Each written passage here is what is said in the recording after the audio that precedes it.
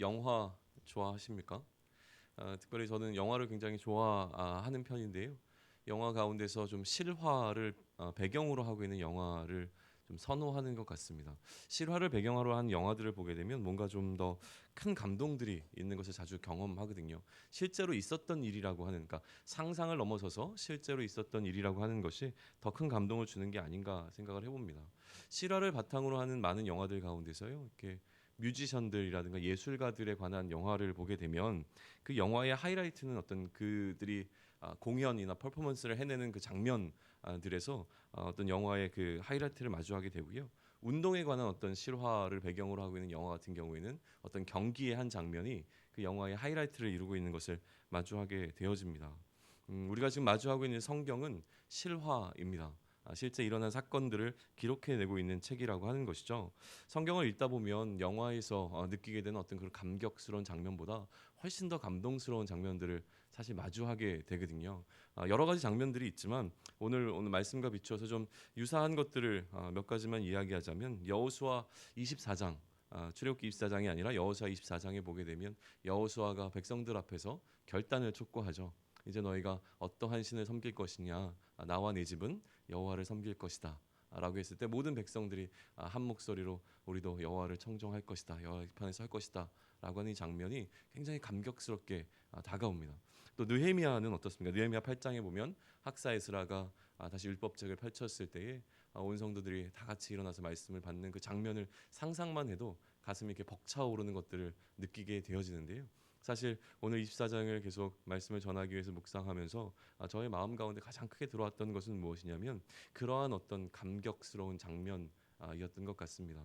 출애굽을 하고 난 이후에 어떻게 보면 출애굽의 하이라이트는 항상 홍해라고 하는 어떤 그 장면을 떠올리게 되는데 그 홍해라는 장면을 뛰어넘어서서 이제 출애굽하는 백성들이 하나님 앞에서 하나님 백성으로 어떻게 살 것인가에 대한 모든 이야기, 하나님의 백성답게 사는 법에 관한 이야기를 듣고 난 이후에 그들의 반응이라고 하는 것이죠. 오늘 한번 24장 3절 우리 한 목소리를 같이 한번 읽을까요? 24장 3절입니다. 같이 읽습니다. 모세가 와서 여호와의 모든 말씀과 그의 모든 율례를 백성에게 전하매 그들이 한 소리로 응답하여 이르되 여호와께서 말씀하신 모든 것을 우리가 준행하리다. 과장됐는지는 모르겠습니다. 몇 명으로 알려져 있습니까? 출애굽한 백성들이요. 민수기가만 60 장정만 60만 정도이고 근데 이제 가족들 뭐 다 포함해서 한 200만이 넘을 것이라고 예상을 하고 있는데 200만이라고 되는 사람의 숫자도 얼만큼 되는지 경험해 본 적이 없기 때문에 상상도 못할 숫자이고요. 근데 그 모든 백성들이 만약에 이 표현을 그대로 우리가 받는다면 한 목소리로 지금 외치고 있는 겁니다. 우리가 그 여호와의 말씀에 청종하겠습니다. 준행하겠습니다. 이 고백을 해냈을 때 그 장면이 얼마나 감격스럽고 감동스러웠을까라는 생각을 좀 하면서 굉장히 저에게는 크게 다가왔던 본문이라는 생각을 좀 해봅니다. 이러한 감격과 감동을 좀 살펴보기 전에 우리가 주의해야 될 것이 하나가 있습니다. 24장 전체를 좀 살펴보시다 보면 뭐 이런 거 있잖아요. 국어 시험이나 역사 시험 보시다 보면 이런 문제 등장하는 거 좀 보신 적이 있을 거예요. 내용의 흐름에 맞게 이 좀 쪼개져 있는 문단들을 배치하십시오라든가 아니면 역사 시간의 순서에 맞게 역사들을 좀 배치해 보십시오라고 하는 시험 문제들을 좀 마주하는 경우가 있는데요. 예전에 제가 수련회를 가서 비슷한 좀 훈련을 했던 경험이 있어요. 그러니까 시편이라든가 아니면 어떤 사건 한 장을 좀 끄집어내서 조각을 냅니다. 종이를 이렇게 잘라서 여러 조각으로 놔두고 팀워크를 보는 거죠. 이 내용을 성경 말씀을 순서에 맞게 배치하십시오라고 하는 이제 미션을 주고 이 미션을 수행하는 장면을 좀 우리가 계속 토론하면서 이 말씀들에 대한 이야기를 나누는 것이 그 훈련의 목적이긴 한데 오늘 본문은 몇 개의 조각들로 좀 나눠져 있습니다. 몇 개를 좀 나눠 볼 수 있는데 자연스럽게 우리는 이 조각을 좀 이렇게 배치시키려고 하는 노력들을 하게 되는 것 같아요. 그런데 뭔가 좀 매끄럽게 지금 순서가 진행되고 있지 않다는 것을 보면 볼수록 좀 느끼게 되어집니다. 근데 그럼에도 불구하고 지금 출애굽기 저자가 이 어떤 사건들에 대한 조각들을 이렇게 배치시켰을 때에는 배치시킨 아마 의미가 있을 것이라고 생각을 합니다. 그래서 오늘 이 새벽에 함께 나누고자 하는 것은요. 24장의 전체의 그 각각의 단락들에 대한 이야기들을 간단하게 좀 나누고요. 그리고 24장 전체가 주고 있는 메시지를 한번 같이 고민해 보는 것으로 이 시간을 함께 보내고자 합니다. 24장 첫 번째 장면은 1절과 2절입니다. 이 장면은 선별 혹은 이제 구별이라고 하는 출애굽기 전체의 주제를 잘 담아내고 있는 어떤 부분인 것이죠. 모세에게 이르시되 너는 아론과 나답과 아비후와 이스라엘 장로 70명과 함께 여호와께로 올라와 멀리서 경배하고 이렇게 되어 있습니다. 백성들로부터 모세와 아론 그리고 아론의 아들들 그리고 마지막으로 장로 70인을 이스라엘 백성들로부터 분리해내고 계신 것이죠. 사실은 출애굽기의 내용 자체가 하나님께서 세상의 어떤 사람들 가운데서 이스라엘 백성들을 구별해 내시는 이야기입니다. 그런데 그렇게 구별된 백성들 가운데서 특별한 사람들을 다시 또 구별하고 있는 장면이 오늘 우리가 마주하게 된 1절이라고 하는 것이죠. 그리고 이들보다도 더 모세를 구별해 내고 계시는 것이 2절입니다. 모세만 여호와께 가까이 나오고 그들은 가까이 나오지 말며 백성은 너와 함께 올라오지 말지니라라고 기록되어 있습니다. 이러한 분명한 차이는요. 거리를 나타내는 단어를 사용해서 더욱 분명하게 보이고 계십니다. 1절에서는 멀리서 2절에서는 가까이라고 하는 어떤 거리감을 나타내는 단어들이 등장을 하고 있는 것이죠. 나아가 가까이 나오지 말라. 그러니까 멀리서라고 하는 것보다 좀 더 강력한 명령으로 등장하는 것이 가까이 나오지 말라라고 하는 것입니다. 또 함께 올라오지 말라라고 하는 금지 명령이 등장하고 있는 것이죠. 적극적으로 이 거리에 대한 중요성에 대한 것을 좀 말씀하시고 계시는 장면으로 느껴집니다. 이게 첫 번째 장면이고요. 두 번째 장면은 3절인데 모세가 이제 백성들에게 돌아와서 여호와의 모든 말씀과 그의 모든 율례를 백성에게 전하고 있는 장면이죠. 그리고 백성들은 모세가 전한 하나님의 말씀에 아까 말씀드린 대로 이렇게 반응합니다. 그들이 한 소리로 응답하여 이르되 여호와께서 말씀하신 모든 것을 우리가 준행하리이다. 앞서 이야기한 감동적인 장면이 바로 여기 있는 것입니다. 굉장히 장관 중에 장관이었을 것 같아요. 200만이라고 하는 사람들이 한 목소리를 얘기했을 때 천지가 진동하는 것과 같은 그런 어떤 감격들이 그 느낌들이 있지 않았겠습니까? 세 번째 장면은요. 4절부터 8절까지인데요. 모세가 하나님의 대리인이 되어 하나님과 백성 사이에 언약을 체결하고 언약식을 진행하고 있는 장면이 4절부터 8절까지의 내용입니다. 언약식은 그 내용보다도 순서는 이렇게 진행되었습니다. 모세가 여호와의 모든 말씀을 일단 기록했고요. 그다음에 다음날 아침에 산 아래 제단을 쌓았습니다. 그 제단 앞에 12지파를 상징하게 되는 12기둥을 세우고요. 또 청년들을 보내서 소로 번제와 화목제를 드리게 했습니다. 그리고 피를 가져다가 반은 양푼에 담아두었고 반은 제단에 뿌렸습니다. 언약서를 기록했던 그 언약서를 가져다가 백성에게 다시 한번 낭독해서 듣게 하고요. 말씀을 들은 이후에 백성들은 또 다시 동일하게 고백합니다. 여호와의 모든 말씀을 우리가 준행하겠습니다. 그러자 이제 모세가 남아있던 그 양푼에 담아있던 피를 백성에게 뿌리면서 이렇게 얘기합니다. 이는 여호와께서 이 모든 말씀에 대하여 너희와 세우신 언약의 피다. 이러한 과정을 통해서 언약식이라고 하는 것을 맺고 있는 것이죠. 언약식이 갖고 있는 각각의 의미들에 대해서는 오늘은 좀 넘어가도록 하겠습니다. 중요한 것은 지금 하나님과 또 이스라엘 백성 사이에 언약이 체결되고 있는 것이고요. 그 역할을 모세가 감당하고 있는 것으로 오늘 세 번째 장면을 보여집니다. 네 번째 장면은 9절부터 11절까지입니다. 모세와 아론과 나답과 아비후와 이스라엘 장로 70인이 올라가서 이스라엘의 하나님을 보니 그 발 아래는 청옥을 편듯하고 하늘같이 청명하더라. 무슨 얘기냐면 지금 특정한 이스라엘의 어떤 사람들이 하나님을 본 것에 관한 기록을 하고 있습니다. 사실은 이제 조금 더 나중에 발전되어지겠지만 하나님을 보면 죽을 수밖에 없습니다. 그러니까 죄가 있는 인간들은 하나님 앞에 설 수가 없는 것이죠. 그런데 오늘 이 장면에서 사실은 특별하게 느껴지는 것은 무엇이냐면 이들이 하나님을 보았다라고 하는 것입니다. 여기에 대해서 여러 가지 해석들이 있습니다. 왜 발 아래만 기록하고 있느냐? 그러니까 전체 하나님을 다 본 것이 아니라 발만 보았다. 여기에 대해서 여러 가지 의미들을 좀 부여하고 있는데요.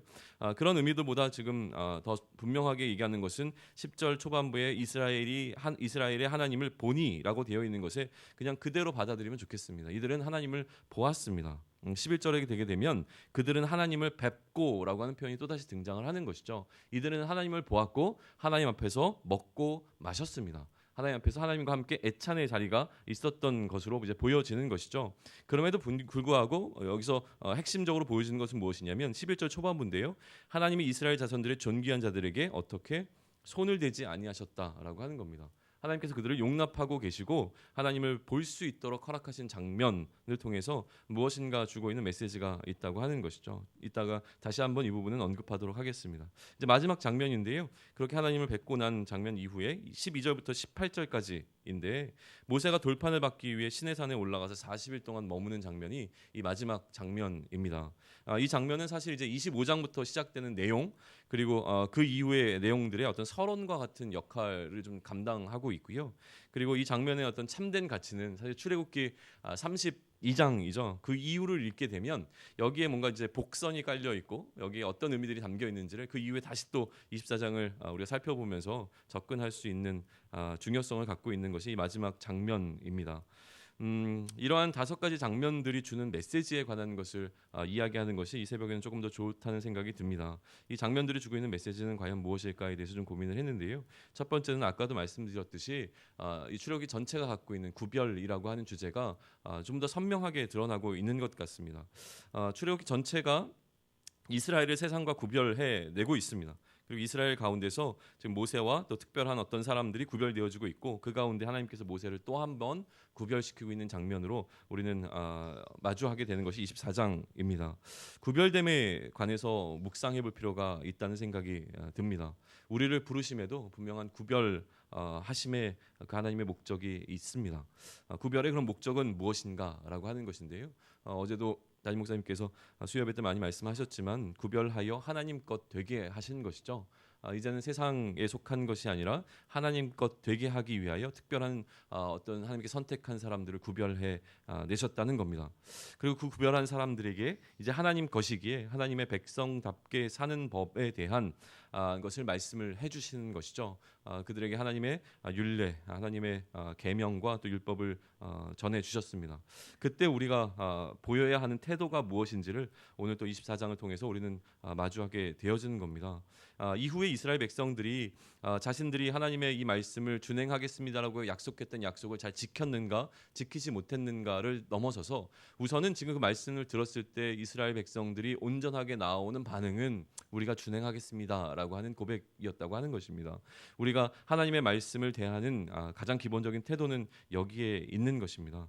우리가 하나님의 말씀을 대할 때에 하나님이 이 말씀대로 내가 준행하길 원합니다라고 하는 것이 우선 되어져야 된다라고 하는 것입니다. 왜냐하면 우리는 하나님의 것으로 구별된 자들이기 때문이라고 하는 것이죠. 구별되었다고 하는 것은 하나님의 것 된 것이고 하나님께서 거룩하시니 우리도 거룩해야 하는 것이 또 마땅히 이루어져야 됩니다. 율법의 목적이 이 거룩을 위함에 있습니다. 준행함의 목적은 거룩을 이루기 위함인데요. 이 거룩함의 정도를 현실적으로 체감하게 하신 것이 어떤 거리감입니다. 오늘 본문에서 우리가 마주하게 되는 것이 거리감인데요.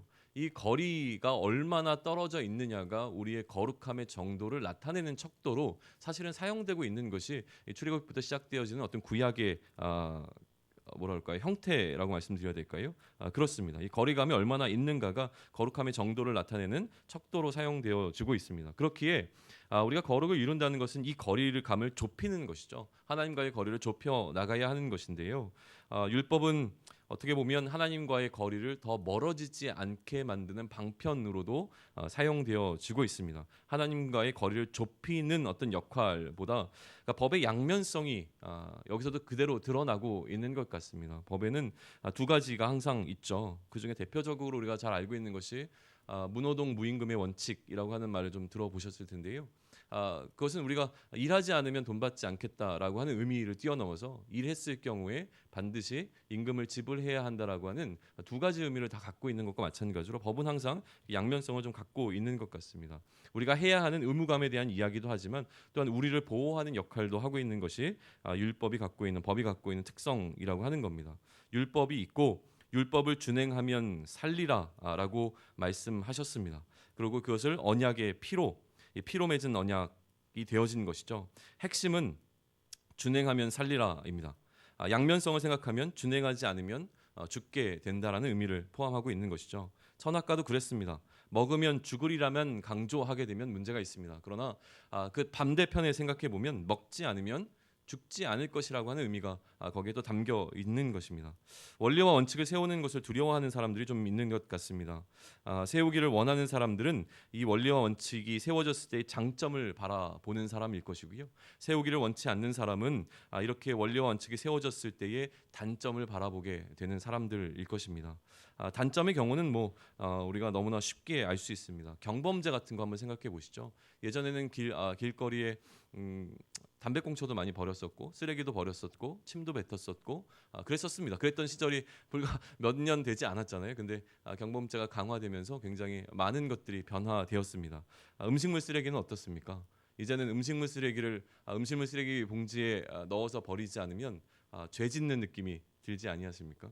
로마서 7장에서 나오는 그 한 사람이 고민하고 있는 것도 사실 그거입니다. 탐심이라는 것을 우리가 알지 못했는데도 불구하고 탐심이 계명으로 주어지면서 내 안에 있는 죄를 마주하게 된 것이죠. 율법을 타고 들어온 죄에 관한 이야기가 사실은 로마서 7장의 핵심이 되어집니다. 그럼에도 불구하고 저는 개인적으로 죄의 종이 되기 위해서라기보다 의의 종이 되기 위해서 필요한 것들은 반드시 세울 의미가 있다고 생각을 합니다. 새벽기도 안 나오면 죄 짓는 것 같아서 나오는 그런 의미가 아니라 내가 의의 종이 되기 위하여서, 또 말씀 묵상도 마찬가지죠. 거룩을 이뤄가는 훈련, 거리를 좁혀가는 훈련은 반드시 우리에게 필요한 것 같습니다. 그런데 이러한 훈련을 하다 보면 하면 할수록 우리가 경험하는 것은 무엇입니까? 한계이죠. 그게 이제 로마서 7장에 나오는 그 사람의 고백과 마찬가지인데요. 하면 할수록 이 거리감이 좁혀지지 않는다는 것이 내 안에 큰 씨름으로 항상 남아 있는 것 같습니다. 여전히 나는 거룩할 수 없고, 거룩하지 않다는 것은 다른 사람들이 나를 어떻게 보느냐가 중요한 것이 아니라 내 스스로 내 마음 가운데 내가 나를 가장 잘 알고 있기 때문에 이것은 항상 우리가 씨름해야 될 부분이고 저를 괴롭히는 부분이 아닌가라는 생각을 합니다.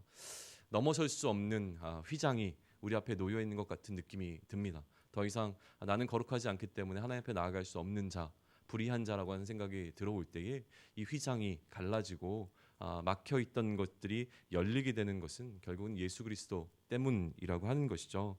휘장을 넘어서게 하는 특별한 은혜를 깨닫게 되는 것은 결국은 내가 이러한 훈련들을 통하여서 거룩해질 수 없는 자라고 하는 것을 깨닫게 될 때에 더 큰 은혜로 다가오게 되는 것 같습니다. 하나님은 우리 안에 계신다고 말씀하십니다. 그렇다면 우리는 날마다 하나님의 임재 앞에 서 있는 것이겠죠. 하나님을 모시고 있는 그 자라고 하는 삶을 살아가야 되는데요. 예배라고 하는 것도 어떻게 보면 하나님이 우리 안에 거하시지만 또 다른 한편으로 우리는 그 하나님 앞에, 하나님의 임재 앞에 서는 연습을 하는 것과 같다는 생각을 많이 합니다. 또 한편으로 이 예배라고 하는 우리가 공예배로 나올 때 느끼는 그 마음들은요, 우리가 누릴 수 있는 어떤 특권들을 다시금 나타낸다라고 하는 것에 대해서 많이 묵상하게 되는 것 같습니다. 하나님의 임재 앞에 설 수 없는 자입니다. 내가 너무나 나를 잘 알기에 나의 거룩하지 않은 모습으로 하나님 앞에 섰을 때에 나는 나의 불의 때문에 죽을 수밖에 없는 자입니다. 하나님께서 나에게 특별한 은혜를 허락해 주지 아니하시고 하나님께서 그들에게 허락하셨던 것과 같이 하나님께서 은혜를 베풀지 아니하시면 하나님께서 하나님이 이스라엘 자손들의 존귀한 자들에게 손을 대지 아니하신 것처럼 저에게 은혜를 베풀지 아니하시면 저는 죽을 수밖에 없는 자라고 하는 것이죠. 그러니 죽을 수밖에 없는 자가 예수 그리스도의 피를 의지하여서 이 자리에 나와 하나님 앞에 예배할 수 있는 자가 되었다는 것이 얼마나 내가 누릴 수 있는 큰 특권인가. 하나님께서 나를 구별하여 하나님을 예배하는 자로 세우시기 위하여 어떠한 희생을 감수하셨는가에 대한 것들을 더 묵상하게 되는 장면인 것 같습니다. 하나님과 나의 거리는 굉장히 멉니다. 그러나 그 먼 거리를 가깝게 하신 예수 그리스도를 조금 더 묵상하고 그 예수 그리스도로 인하여서 내가 받은 은혜를 기억해내고 그 은혜에 합당한 자로 살아가는 것, 그것이 오늘을 살아가는 우리들이 늘 마음에 품어야 될 부분이라고 생각합니다. 그렇게 사시는 오늘 하루가 되기를 또 축원합니다. 기도하시겠습니다. 하나님, 하나님 앞에 나아간다는 것이 얼마나 귀한 일인지를 다시금 묵상해 봅니다. 세상에 있는 사람들 가운데서 스스로 귀하다고 믿는 어떤 사람들 앞에 나가는 것도 사실은 참 두렵고 떨리는 일입니다. 그런데 그러한 어떠한 사람들보다도 훨씬 더 크신 하나님 앞에 설 때에 우리 마음 가운데 그러한 경외함이 있는지를 다시금 돌아볼 수 있으면 좋겠습니다. 하나님이 얼마나 크신 분이신지를 바르게 깨달을 때에 그분 앞에 서 있는 작은 내가 이처럼 서 있는 것이 얼마나 큰 은혜인지를 깨닫게 되어집니다. 하나님 그 은혜 받은 자로서 합당한 삶을 오늘도 살아낼 수 있기를 소망합니다. 여전히 나는 부족하고 연약하지만 그럼에도 불구하고 오늘도 세상 가운데서 씨름하겠습니다. 내가 할 수 없사오니 성령님 동행하여 주셔서 오늘도 세상에 무릎 꿇는 삶 사는 것이 아니라 세상의 중심 가운데서 내가 하나님의 백성임을 선포하며 하나님만이 이 땅 가운데 참된 신이신 것을 온 땅 가운데 선포하는 그 삶 살아낼 수 있도록 우리 모두를 축복하여 주시고 동행하여 주시고 인도하시고 힘 주시고 격려하여 주시고 또 위로하여 주시옵소서. 이 모든 말씀 우리 주 예수 그리스도의 이름으로 기도드렸사옵나이다. 아멘. 하늘에 계신 우리 아버지여